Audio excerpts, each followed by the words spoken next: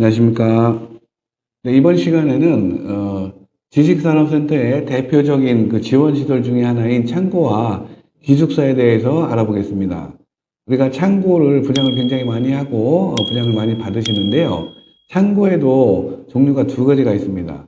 일반 사업자 등록이 가능한 창고가 있고 일반 사업자 등록이 불가능한 창고가 있습니다. 이렇게 두 가지로 구분이 되는데, 첫 번째로 일반 사업자 등록이 불가능하다. 이거는 우리가 흔히 공장의 창고 이렇게 구분을 합니다. 그리고 일반 사업자 등록이 가능하다. 이렇게 되면 이거는 지원시설의 창고다. 이렇게 구분을 하시면 돼요. 공장의 창고다, 지원시설의 창고다. 이렇게 구분을 해놓고, 일단 공장의 창고라고 불리우는 것들은 일반 사업자 등록이 불가능합니다. 분양받고 그냥 임대사업자, 창고 임대사업자만 가능한 거예요. 그래서 이거는 창고만 임대가 가능합니다. 근데 이제 분양성을 좀 높이려고 하다 보니까 등기 이후에 잔금 치고 등기를 친 다음에 그 이후에 제2종 근생 창고로 이렇게 용도 변경을 신청을 해서 용도 변경이 되면 그때는 일반 사업자 등록이 가능하다. 이렇게 되어 있습니다. 근데 좀 복잡하긴 하죠. 그래서 창고는 지원시설의 창고, 일반 사업자 등록이 가능한 이런 창고가 메리트가 굉장히 큽니다. 지식산업센터 지원시설 중에서 창고는 상대적으로 드라이브인이나 아니면 섹션 오피스에 비해서 상대적으로 분양가가 굉장히 낮아요.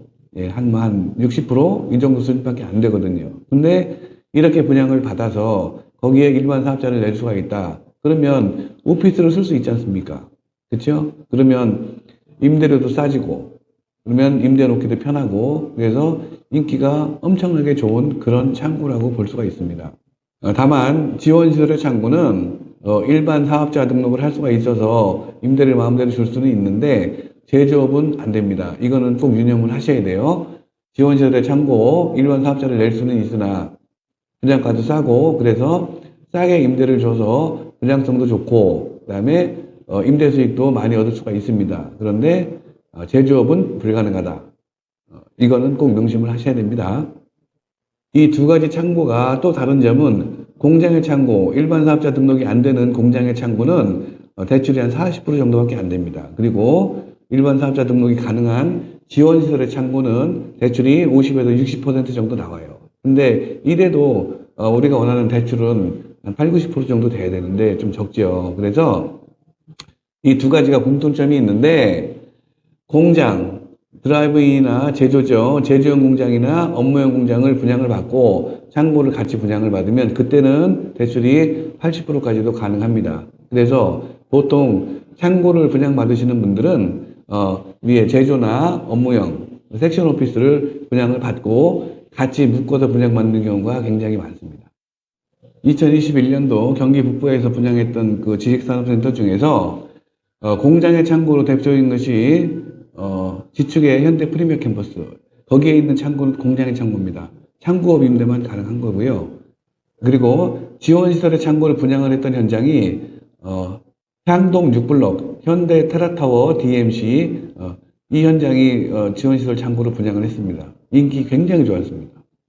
이어서 지식산업센터의 기숙사에 대해서 알아보겠습니다. 기숙사 역시 지식산업센터의 기숙사는 원칙적으로 지원시설이죠. 지원시설인데 기숙사도 마찬가지로 편의상 공장의 기숙사 그리고 지원시설의 기숙사 이렇게 구분을 해보겠습니다. 공장의 기숙사는 취사가 불가능합니다. 그리고 대출은 한 60% 정도 나와요. 대표적으로 다산 현대 프리미어 캠퍼스, 여기에 있는 기숙사가 공장의 기숙사입니다. 그리고 지원시설의 기숙사, 이 지원시설의 기숙사는 취사가 가능합니다. 이러한 옵션들도 많이 들어가 있어요. 오피스텔하고 같다고 보시면 됩니다. 여기도 마찬가지로 대출은 한 60% 정도 나오고요.